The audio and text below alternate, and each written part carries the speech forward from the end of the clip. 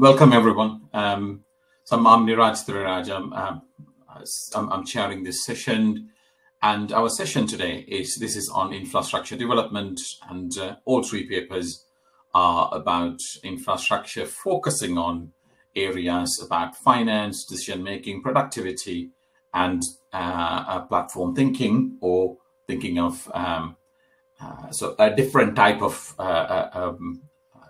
infrastructure, social infrastructure, and how things come together on the last presentation. So we'll start with the first one. You now know the drill. Hi, Farah. You now know the drill. We'll have 10-minute presentation followed up by discussion. Normally we go for 5 to 10 minutes discussion. So you can type your questions, or we will enable the discussion mode at the end of the presentation for us to have that that question and answer session. So let's start with the first one. The first one is enhancing productivity in infrastructure development. I'll play this first, and then we can go from there. So, hello everyone, this is the presentation for the ARCOM Conference 2021, and the title of presentation is Enhancing Productivity in Infrastructure Development. We are going to highlight the role of project management offices in this industry.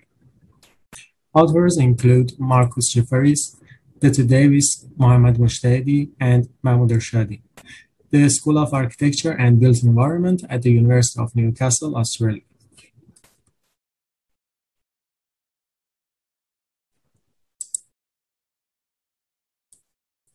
The presentation is divided in 3 main parts: research overview, literature review and methodology, and research and conclusions. But the statement of problem.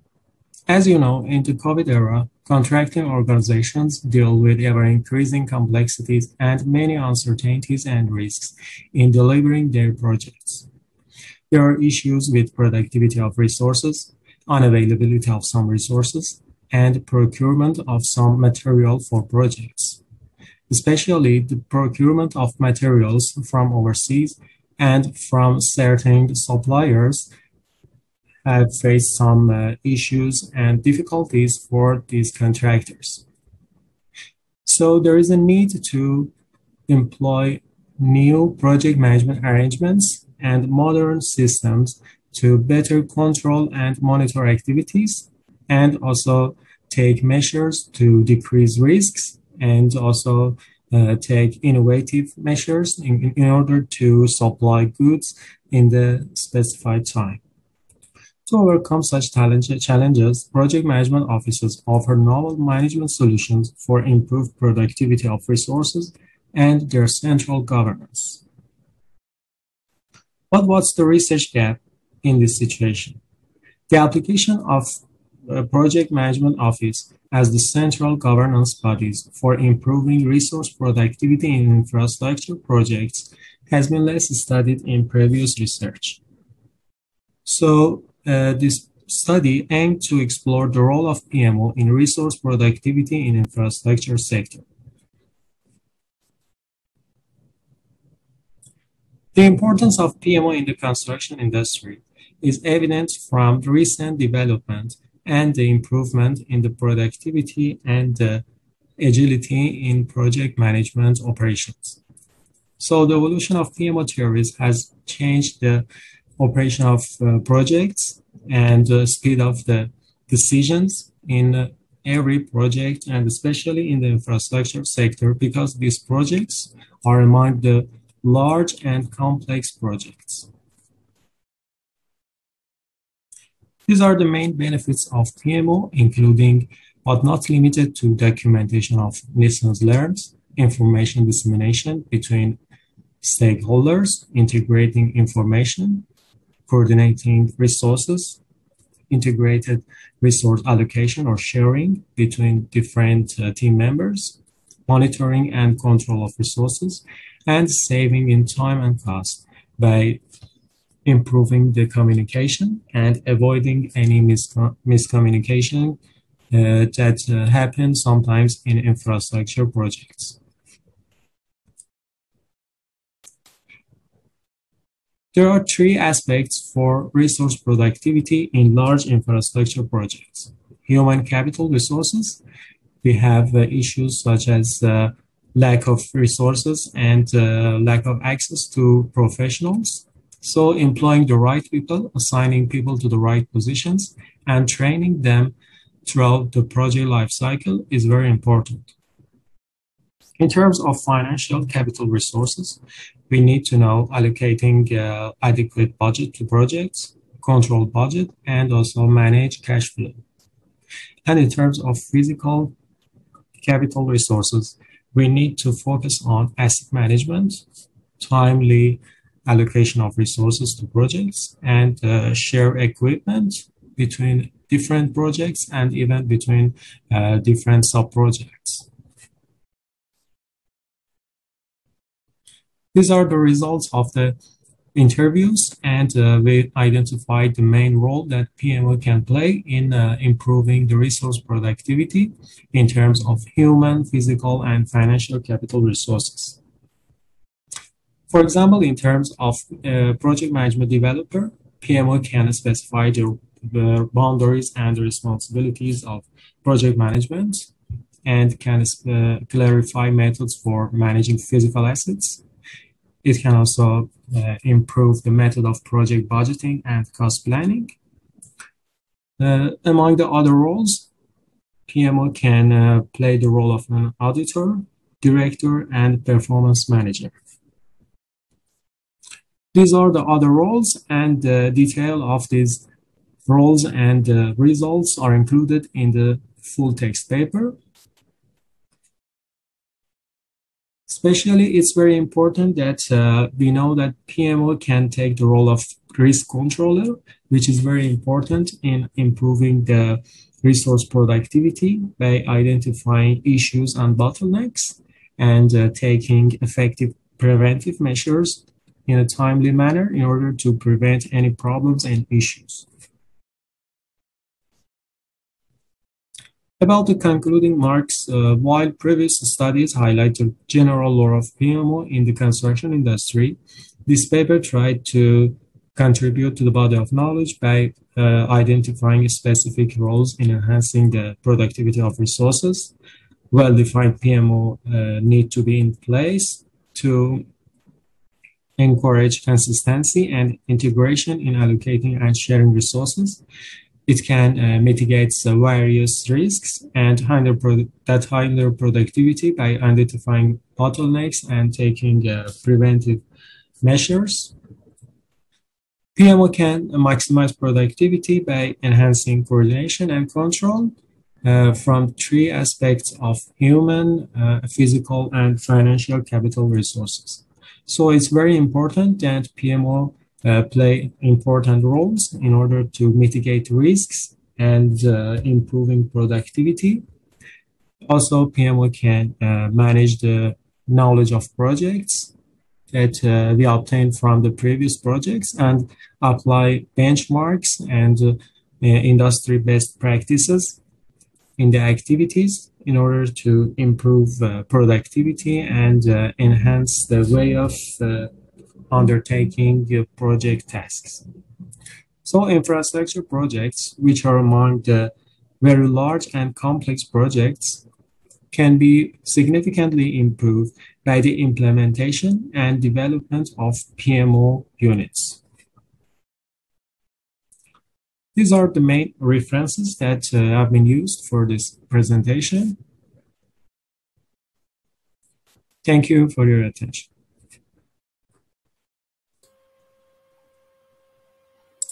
Okay, it's brilliant. Let's move to the discussion. And then let me open the floor for any questions.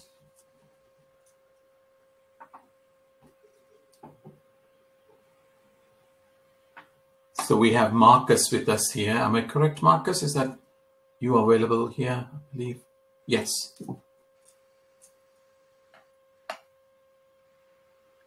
Okay. So let me go with the first question and to start this one. Thanks, Marcus. So I think one of the areas that you mentioned where the PMO's role is, the first question is that, PMO may have had different names in the past, and they may have the terminologies may have changed over the years. So probably it's, have you looked into that, what has happened in the past and how it has evolved? Probably that's one of the things to look at. And I'm eager to know a little more about the auditor role that you mentioned. The PMO is doing some, involved in auditing. So could you give us a little more about those two, Marcus? You should be able to enable your camera as well as your microphone. They should be available for you now.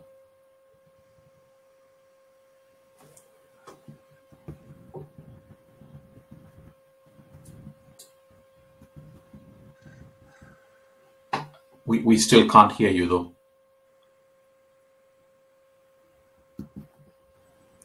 Hello, do you have my voice?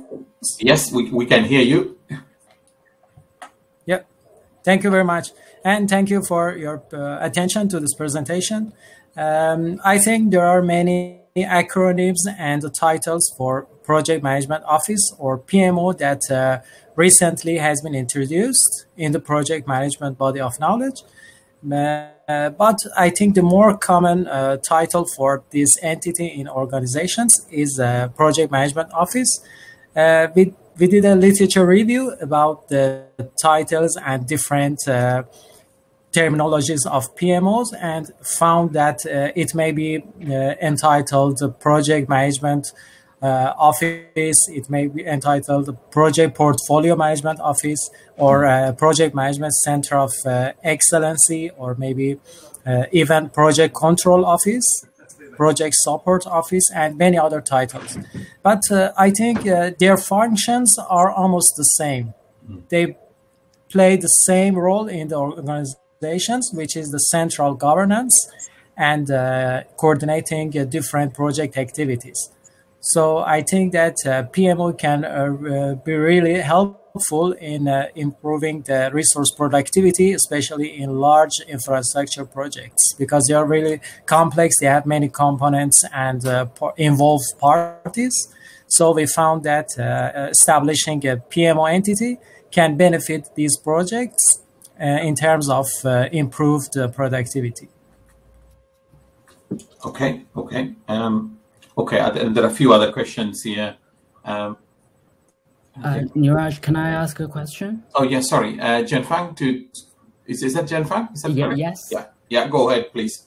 Right. Thank you for the presentation. I'm just wondering, for a PMO in the large project, in a large mega project, who usually initiates this PMO, and are there any differences and different roles that the PMO is playing for different types of project, maybe the private-led one or the public-led one, or maybe the public-private types?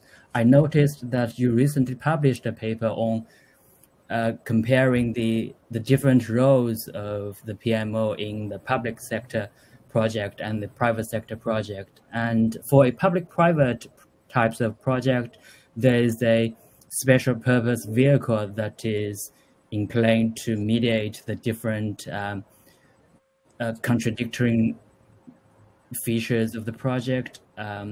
What are the differences? Thank you. Thank you for your question. As you know, the general role of PMO is the same in terms of literature, but it really can depends on the organization and the context in which the PMO is implemented. So in a private sector and the subcontracting companies that are working in the private sector, it may take the role of, for example, more about supervising the projects and improving agility and resource productivity. But in the public sector, it takes the role of governance. It takes the role of a governance unit to make sure that all subcontractors comply with the standards and comply with the baselines of the project, because it should supervise any activity in the project. So these differences, yes, occurs in construction projects, and we need to adjust the role and the tasks of PMO based on the context. So first, we need to do a need assessment in the organization to identify which roles are in place, which roles are being undertaken by other units in the organization. Maybe we have the same quality control unit. We may have the planning unit in our organization. So we have to establish PMO to take missing roles in organization that are missing at the moment, and we need to cover it by establishing PMO units. Right. Thank you. Thanks, Marcus. Simon, would you? Can I? There's a excuse me. There's a question in the chat from Pawar, a very big question. How is productivity measured, and also are we looking at the output or process productivity? So I think that's the holy grail of questions there, isn't it? It's all very well talking about productivity, but yes, in terms of quantifying that, do you have any comments to make on that one, Marcus? Yes, in terms of productivity, we focus on the productivity of resources. We have different type of resources, and measuring productivity depends on what kind of resources we want to measure. For human resources, we need different measures, such as the function of the resource and the quality of their service to the project. It's based on their output versus their input that they contribute to the project. Maybe we can assess their timesheet and how much effort they make in the project. Or in terms of equipment, we have different measures in terms of the productivity rate of different equipment, machinery that are being used in the project. And for financial resources, we may use rate, IOR, or different financial measures to measure the productivity of resources that we are going to use in our infrastructure project. So it really depends on the type of resources, and we need to define them early in the life cycle of the project so that we can measure them during the life cycle. Thanks, Marcus. And that possibly leads to the question that I do have myself. And I'm always interested in what happens next. And I'm looking at the end of your paper. And you say more research still needs to be carried out to quantify the impact and model the relationships. There's two things there. One presumably is about the productivity. It's seen what effect a PMO has on that, but also the relationship between these various capabilities. So it doesn't particularly need to have a long, involved discussion, but presumably you've got some thoughts about the nature of that kind of research. Do you have any ideas about how you might want to take this further in the future?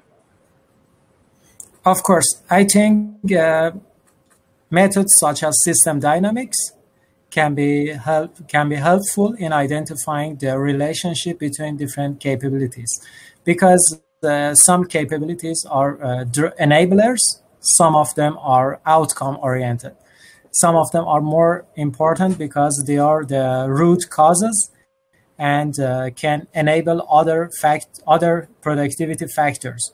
For example, the availability of resources is one of the underlying factors that we need to take into account in projects. If resources are not available, so there is no use measuring the productivity. Such factors need to be identified in a separate research. It's outside of the boundaries of the current research, but we can use methods such as system dynamics or even quantitative surveys to identify how productivity factors affect each other and shape the overall productivity of the infrastructure development. Great, thank you. Yeah, you've obviously got some thoughts, and hopefully we will see some of this empirical research in the future. I think it's an interesting topic. Thank you. Yeah, thanks, Simon. Thanks for the question. You. Thanks, Marcus. That's brilliant. And I think productivity is Interesting but a challenging topic. The definitions vary, the way you measure vary. For example, in the UK, the government keeps on talking about productivity changes and increases over the number of years. But what are they actually measuring when they say productivity? So there's a bigger question there. But I think, as Marcus said, I think you got some ideas already on how to take your research further. But some of these fundamental questions probably you could explore in the upcoming new papers and the new research, and that'll be brilliant for us to hear and discuss in the coming years. So thanks, Marcus. That is really good. And thanks for all the questions. It's a lovely, there's a very good discussion as for the first paper. So thank you very much. Yeah, thanks, Marcus. Cheers. So let's move to the second paper.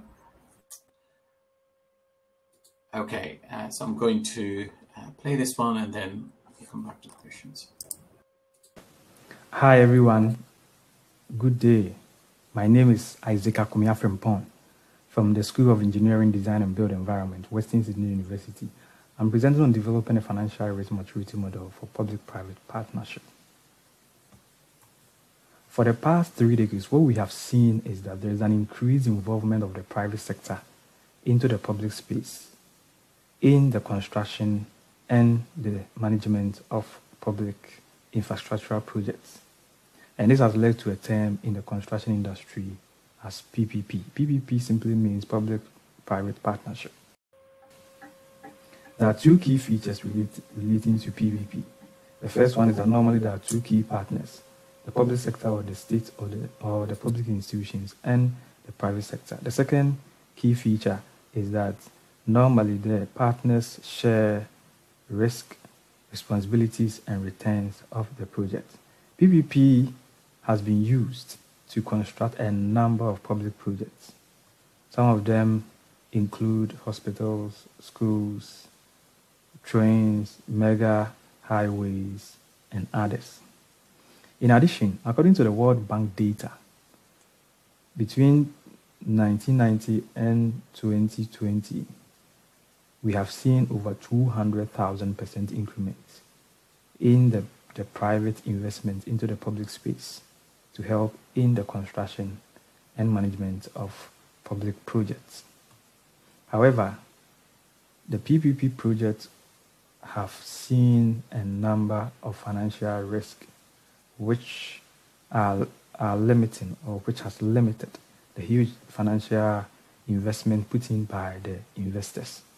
Some of these financial risks include high interest risk, excessive construction cost overruns, limited capital to maintain the project, and rising legal or termination costs. Secondly, the financial controls to manage these financial risks are normally not in place, and those projects that have financial controls in place, normally they are limited in terms of the continuous improvement measures. So in this study, what we did was to construct a financial risk maturity model that will assist in managing the financial risk, and also to test and validate the financial risk maturity model. So this is our method. We undertook a comprehensive study of existing studies and we retrieved very important literature. Then we undertook a detailed studies or analysis of the articles that we retrieved, and that helped us to design the theoretical financial risk maturity model. Then we went ahead to test it. To test, we designed surveys and interviews. The interviews were conducted, the interviews and the surveys were distributed and conducted online.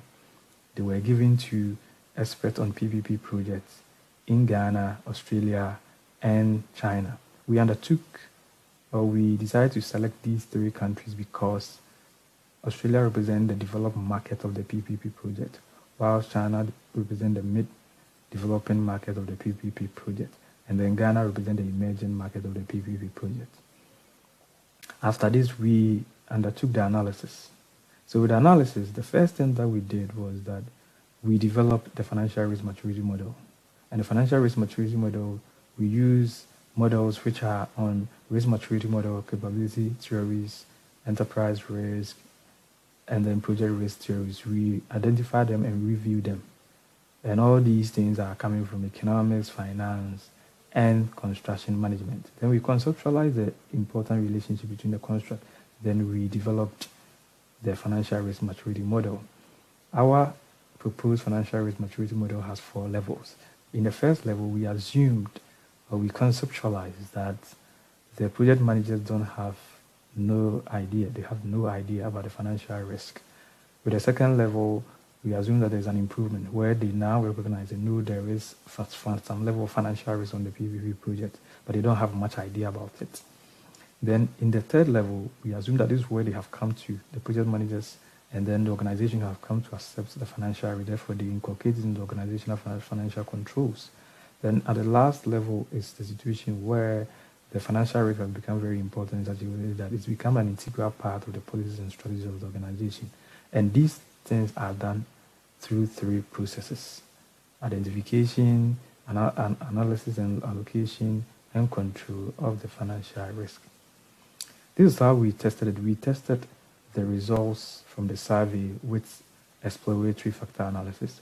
And from the analysis, out of the 88 statements that we put into the survey, these are the ones that came out as very important. As you can see in the table, the first level has nothing, because this is a situation where we assume the project manager don't have much idea about what is going on. At level 2, there's a level of improvement. Level 3, it has improved, and at level 4, we see an improvement in the model. Then we find out from 28 project managers whether this project is very important and practical to them.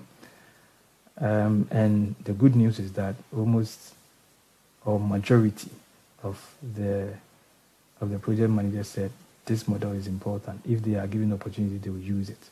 Only one respondent or only one participant said he will not use this model. This study contributes to the comprehensive and coherent framework to control financial risk, because we realize that there are very limited studies on this topic. And then this study also provides a platform for further studies. However, this study has a number of limitations that must be addressed.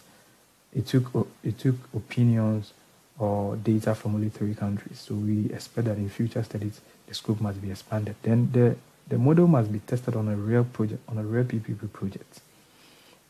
Thank you for your audience. Please, if you have any question, you can send your questions to me, or you can send it to the conference team and they will get them to us or to me. Thank you.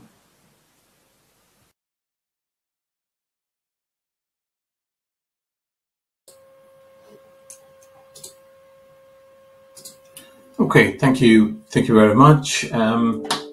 So I will I'll open the floor for discussion or any questions. You can talk on the mic, or if you want, you can type the question here. Oh yeah, someone has put their hands up. How do I find that one? Farah, yeah. Farah, do you want to enable your microphone and ask the question?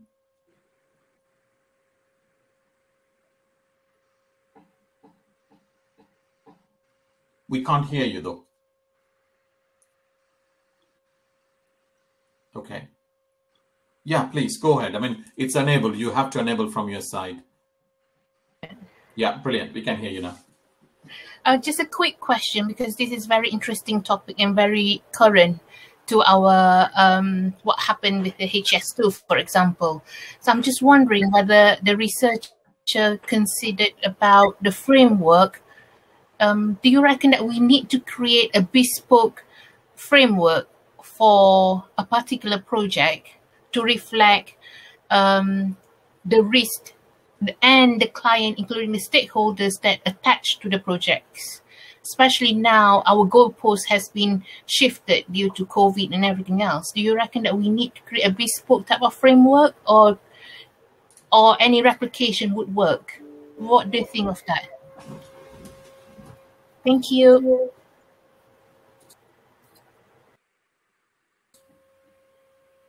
Thanks, Farah. Okay, who are we looking at here?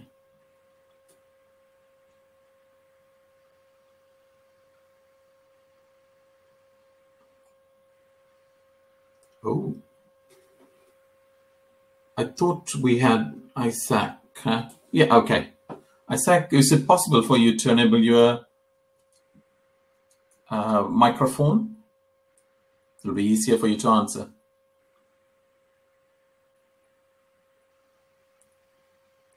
Excellent. Yeah, thank you very much, Farah. I think this is a very important question. Actually, even though financial risk is a very important issue in all construction projects, but what we realize is that this issue has not really been tackled, and that's the reason for this study. So for now, what we have done is that we have developed this model in a generic sense. So what we are going to do is that from what you said, we will now go into looking at this from individual projects. For example, maybe school project or HSI or HSJ project that you mentioned. So we are going to do that. But for the meantime, what we have done is that we want to expand the scope.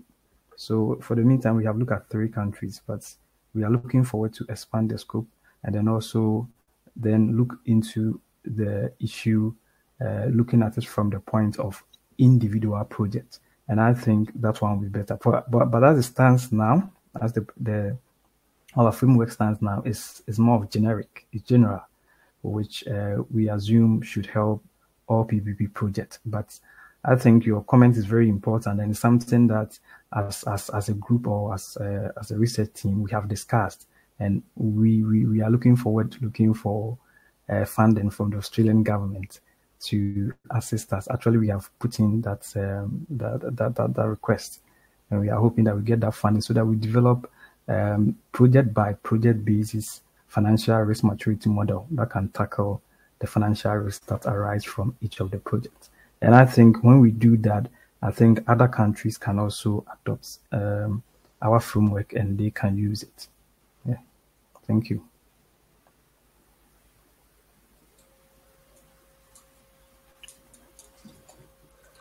Okay, thank you.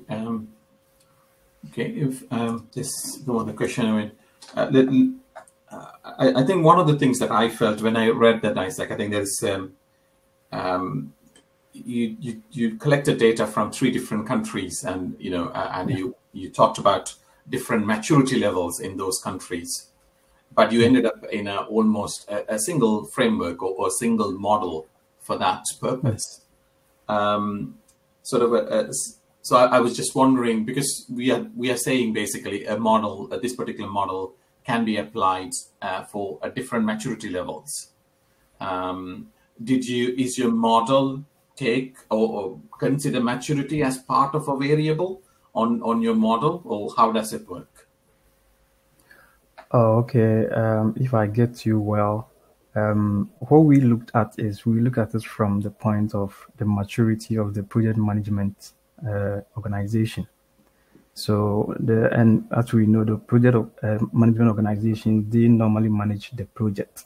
So what normally happens is that the project managers normally lump up the financial risk to all other risk, because normally they see the financial risk to be trivial.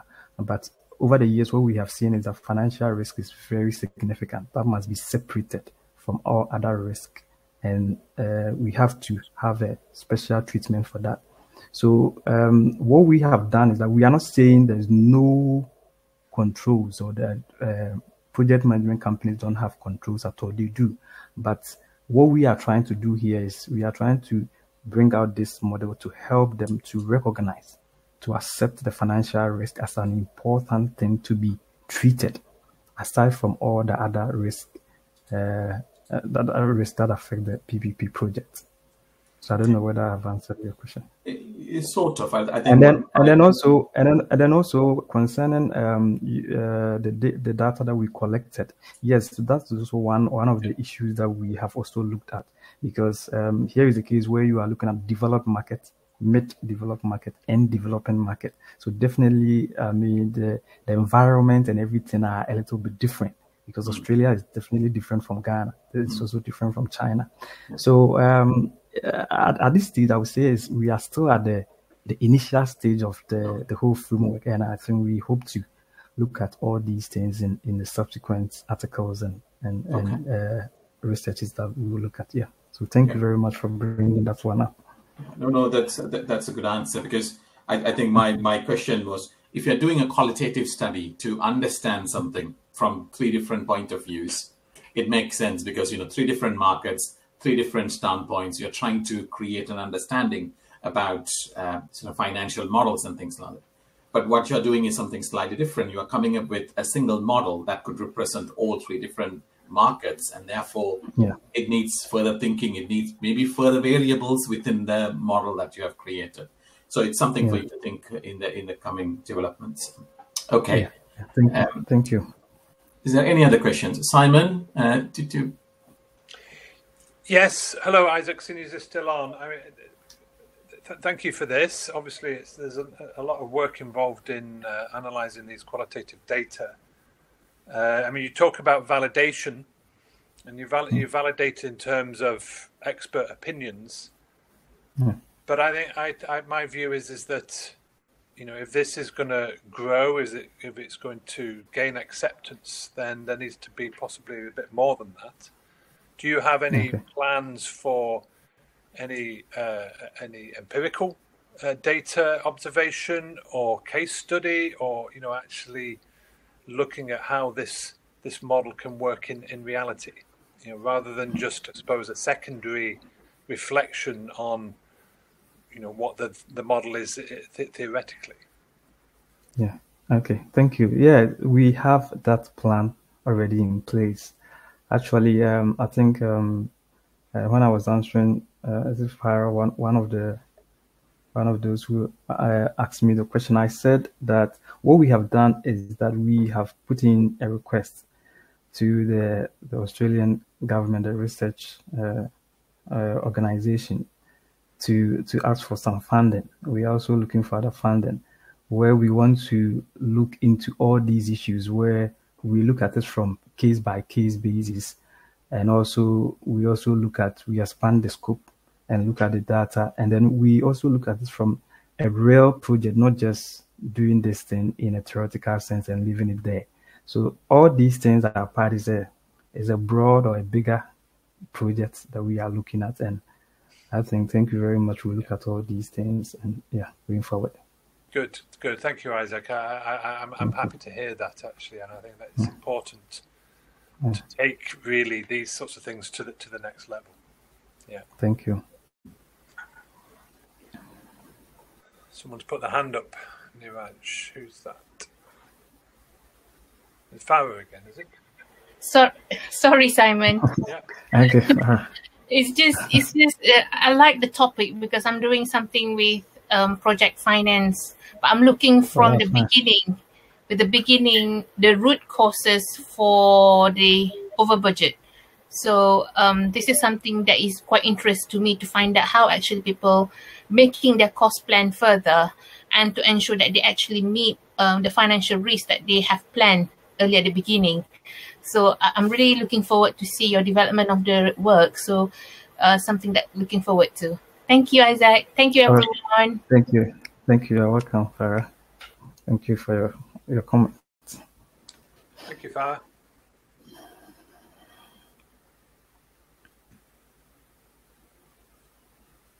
If you're speaking, Niraj, you're muted.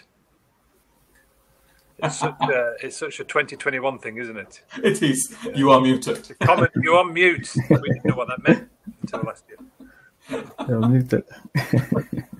Thanks, Simon. Thanks, Isaac. I think that's a good discussion. And I think there are some work we expect some more development work from your research, and hopefully in the coming years we will see the next steps, and that would be really good for us to have the discussion and take that forward. So thank you very much. Thanks, Isaac. Thanks, everyone, for the questions. Thank you. Okay, cheers. So we will move to the third paper now. This is on theorizing. So it's more of a theoretical paper on future housing ecosystem innovation in the context of platform design. I believe probably when it was put into this particular group, maybe people were thinking about social housing and housing as a social infrastructure. But this is more theory, and therefore, hopefully, and it's something that can connect with other parts and would be interesting. So let me start the presentation, and then we will come back to the questions after that. So Isaac, if you want, you can mute and switch off the camera. Okay. Okay, thanks, Isaac. Thanks, everyone. So let's move to the third one. Hi, my name is Laure Ledard from UCL the Bartlett School of Sustainable Construction, and I would like to present this paper by talking a bit about building systems for housing and both platform design and design for adaptability.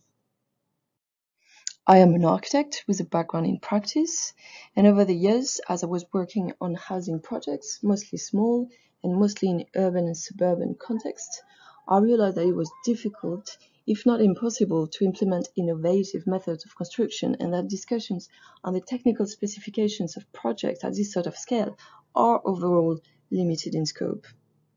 So despite of headlines in construction news about the growth of MMCs, which often refer to big numbers to describe either new factory investment ventures or housing units to be delivered, I do believe that construction is yet to be profoundly transformed in the context of small local projects. This to me has implications in terms of the feasibility of projects, the engagement of small contractors and end users, and overall the customization of dwellings and neighborhoods. I became interested in platform ecosystems and platform design as the way to implement innovative methods of construction collaboratively and potentially support a wider access to MMC. Now, the uptake of modern methods of construction is being encouraged by the UK government, and multiple stakeholders in the housing sector recognize their benefits. The term encompasses both the pre-manufacturing or prefabrication of building elements, executed away from site, and site-based productivity enhancements. Bringing on-site deliverables into the factory favors integration in both system design and delivery models, and the development of associated specialist knowledge can become a barrier for third-party participation, which may lead to challenges in the site integration of incompatible technical connections and systems, the repair, refurbishment, replacement, or maintenance procedures over time, the customization of dwellings to address end users' needs at delivery and in the long term. This very last point refers to the adaptability of building over time. And in the literature, design principles for adaptability have been investigated and promoted to ease components and services exchange, modification, or substitution. This presents an opportunity to think about platform design in the context of building systems. The paper, therefore, aims to explore the implication of the adoption of design for adaptability as a driver of ecosystem innovation in the housing sector. This is done through the review of key articles published on building adaptability for industrialized construction and housing, and product platforms and ecosystems. Some themes and concepts were extracted from both streams of literature and confronted to identify equivalences in design principles for adaptability and conditions for platform ecosystems to emerge. In a first discussion, from the principle of disentanglement to the condition of end-use non-determination, the central concept of indeterminacy is highlighted as resulting in the increase of potential for variety of fairings from complementers in both platform ecosystems and building projects with multiple levels of governance. This suggests that the distribution of decision-making processes in adaptable projects can inform the technical architecture of a housing ecosystem in which a platform core is supplemented by exponential innovative complements. In that scenario, a building system for housing could be developed with a technical architecture including a core focused on the delivery of incomplete structures with long lifespans, integrating user indeterminacy and overcapacity, and enabling variety in building massing to meet diverse planning requirements, as well as complements design with the level of individual user-led decision-making over time in mind. In parallel, whether standardization is applied to interfaces or connections in an open platform ecosystem or in a building project to be altered over time, it results in an increase of opportunities for complementers to participate.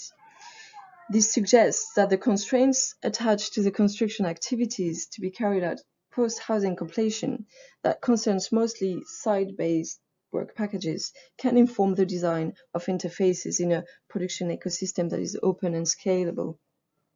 Design consideration may then include the hierarchy of construction's activities efficiencies as first disassembly, then assembly and manufacture, the reversibility of connections from disassembly to assembly to explore further commonalities in parts and processes, the standardization of assembly processes rather than components that might be updated or customized, the independence of systems, part, and work packages. Finally, in both contexts of platform ecosystems or building life cycles, the increase of access to production knowledge results in systems resilience and continuous improvements. This equivalence suggests that the requirements for in-depth information sharing to adapt building projects over time can inform the design of methods and governance strategies to support a housing ecosystem in which resilience is valued.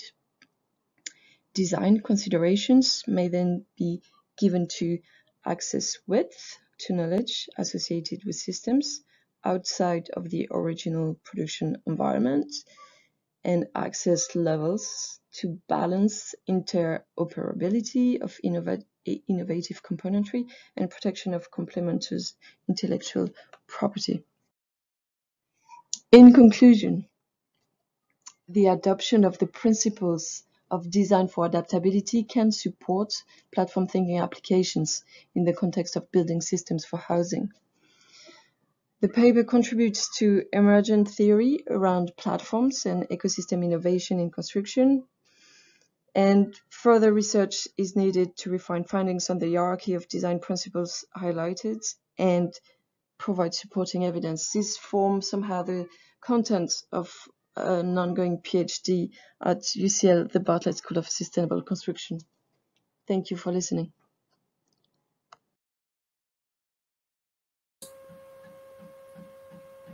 Okay, that's excellent. Thank you very much. So, who do we have here? Do we have Laure? Is it Laure? Yeah, okay, Laure's here. Am I pronouncing your name correctly? Is it Laure? Laure? It's Laure. Can you hear me? Oh, okay. Cheers, Laure. Okay. Yeah, we can hear you. Thank you. Okay. So let's open the floor for any questions.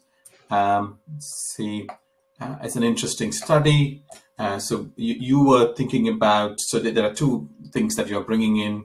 One is the ecosystem innovation. Another part is the platform thinking as from an information point of view. So I think there's a possibility that you can add additional layers here easily because of the platform thinking.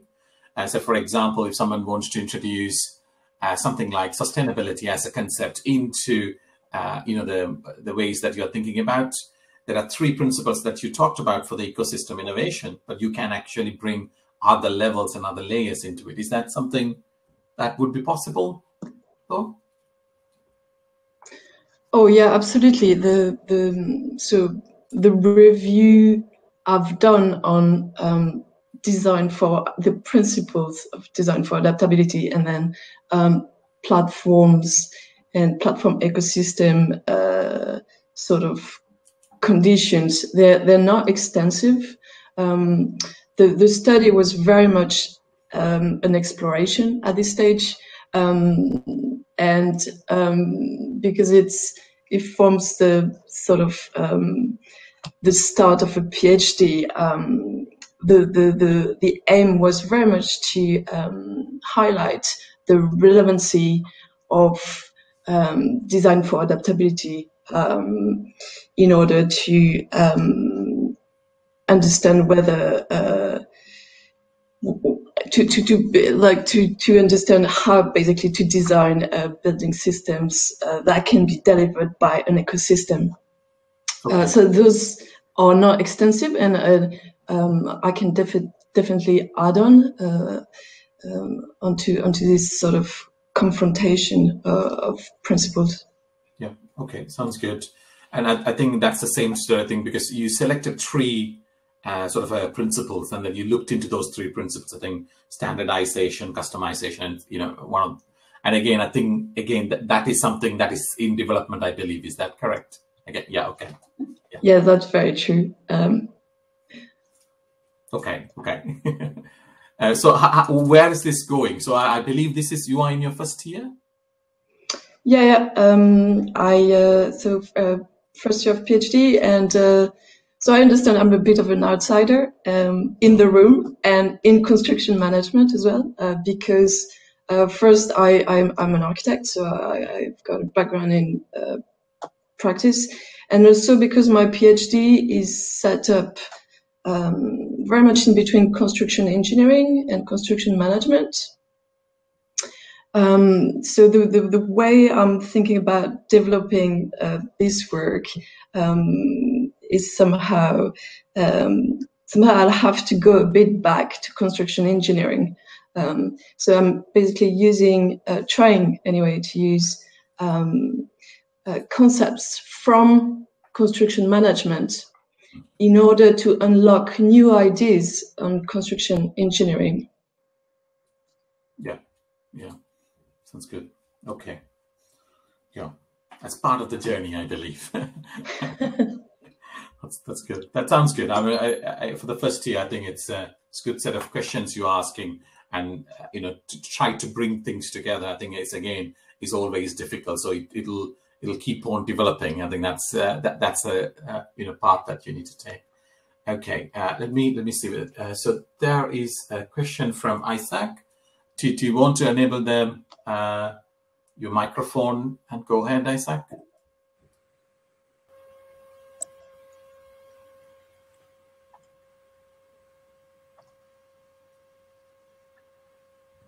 Okay, we can't hear you.